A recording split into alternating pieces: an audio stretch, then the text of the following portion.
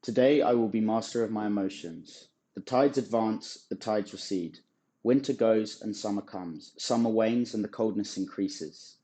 The sun rises, the sun sets. The moon is full, the moon is black. The birds arrive, the birds depart. Flowers bloom, flowers fade, seeds are sown, harvests are reap.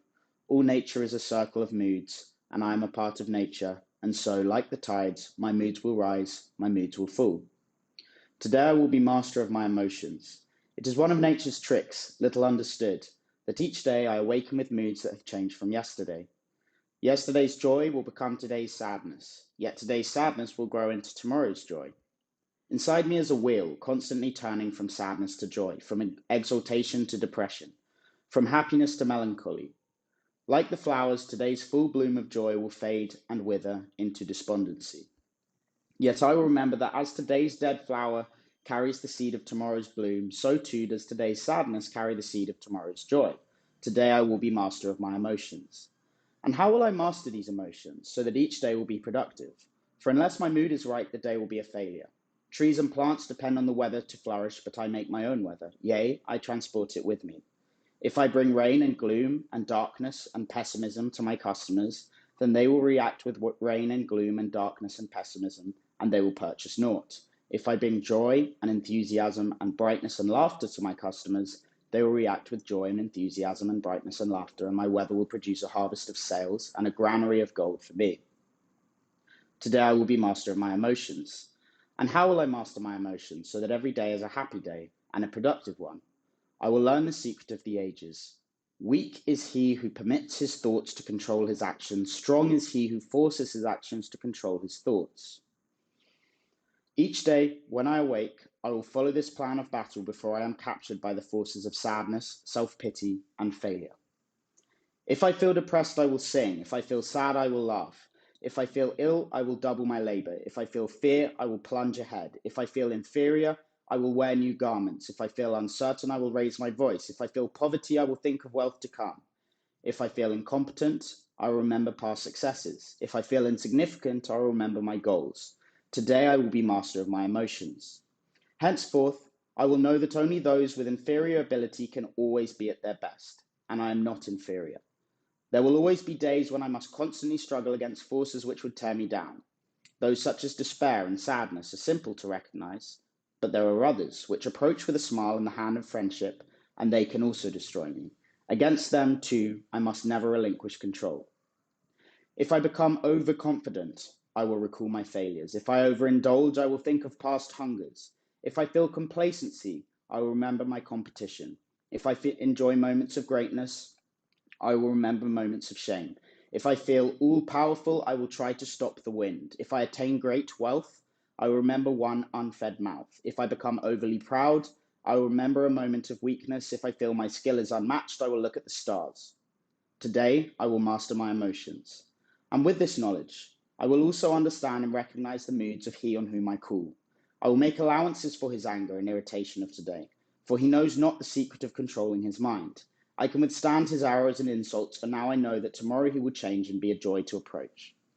No longer will I judge a man on one meeting. No longer will I fail to call again tomorrow on he who meets me today with hate. This day he will not buy gold chariots for a penny, yet tomorrow he would exchange his home for a tree. My knowledge of this secret will be my key to great wealth. Today I will master my emotions. Henceforth, I will recognize and identify the mystery of moods in all mankind, and in me. From this moment, I am prepared to control whatever personality awakes in me each day.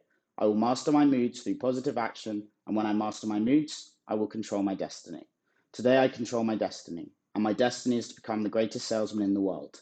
I will become master of myself. I will become great. So, this excerpt is taken from chapter 10 of The Greatest Salesman in the World, and it's a book that I've been reading for the last 4 or 5 months. You've got to read one chapter per day. You've got to read it 3 times per day for a month, for 30 days, and then move on to the next chapter.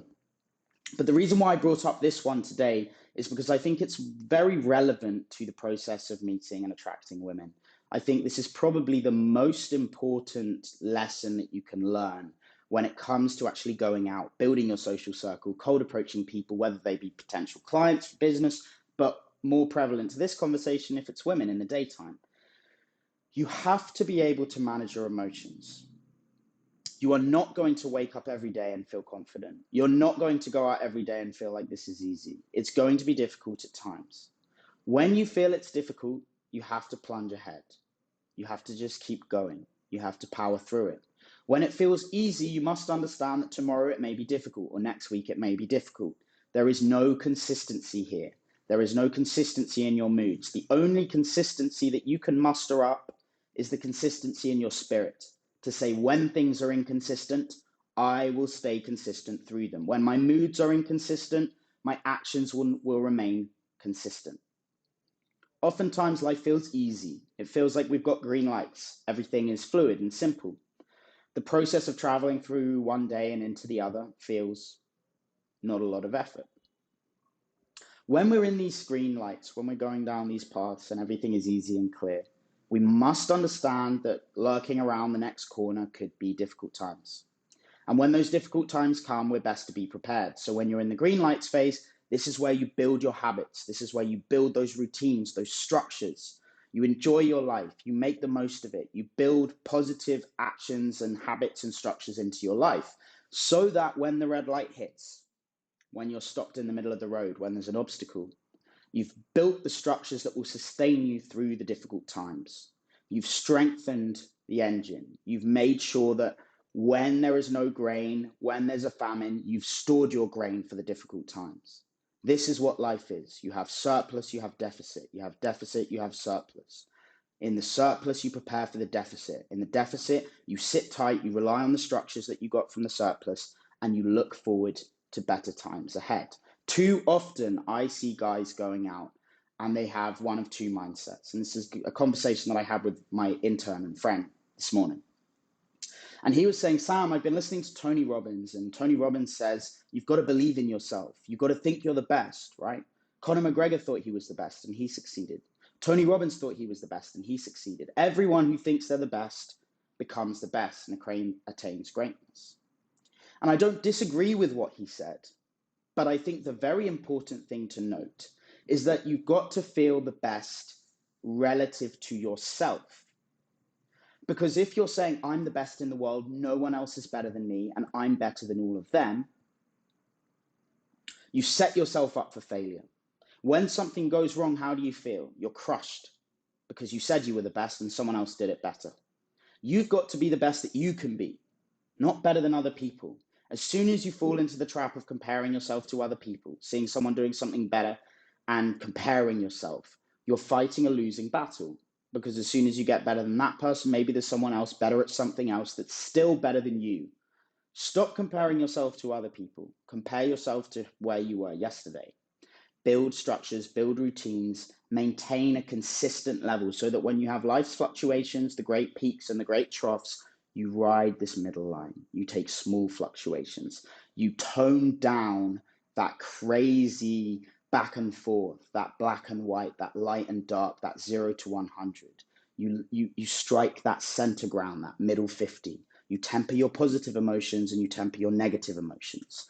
This is essentially one of the earliest philosophies. This is in the Eastern tradition, Buddhism, and in the Western tradition, Stoicism.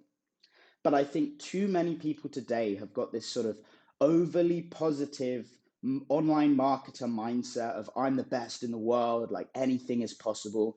And what they forget is that you've got to temper that. You've got to stay humble. What's missing from that mindset that my friend was discussing earlier is humility. If you say you're going to turn up to a venue with 5 girls and you tell everyone and you turn up with no one, how does that make you look? Whereas if you don't say that you're going to turn up with anyone and then you turn up with 5 women, how do you think people look at you differently? If you say I'm going to beat you, if you say I'm going to beat you at this, I'm going to beat you at this game, I'm going to beat you at chess, or I'm going to beat you at this video game, and you really believe you're going to beat them and then you lose, how does it make you look when you've raised that expectation of how you're going to be and then you lose? Whereas if you say, no, I don't know, I've played a little bit, but I'm still learning. I'm sure you're better than me. And then you win. How do you think that makes you look? Confidence is not the problem. Confidence is completely important, but it's a quiet inner confidence. It's not this overt confidence showing the world, telling them how good you are. It's a quiet inner confidence that people slowly recognize that your humility is your confidence, and you are talented and you do have natural ability, but you're not the first to talk about it. You don't need to. You don't need to impress them. You understand that tomorrow things are going to be hard. You understand that there are still deficits in your life, areas that you can improve, and you keep the student mindset. You keep that open mind. You stay the student. You never believe you are the guru. You never believe you are the best relative to other people. So I wanted to read this chapter because I think it will be helpful to a lot of you guys watching. I highly, highly, highly recommend this book. It's an amazing book. And I really recommend that, particularly during these difficult times in the UK and across the world. Brazil is still open, of course, but, well, largely open. But across the world, these are difficult times, and our emotions fluctuate more when we are stuck inside and when we don't have our normal structures, our gym, our meditation, our social activities. Our emotions fluctuate between the extreme highs and the extreme lows, feeling like we're going to conquer the world and feeling down and out. And in these times, it's important to remember this mindset. Today, I will be master of my emotions. Sam, out.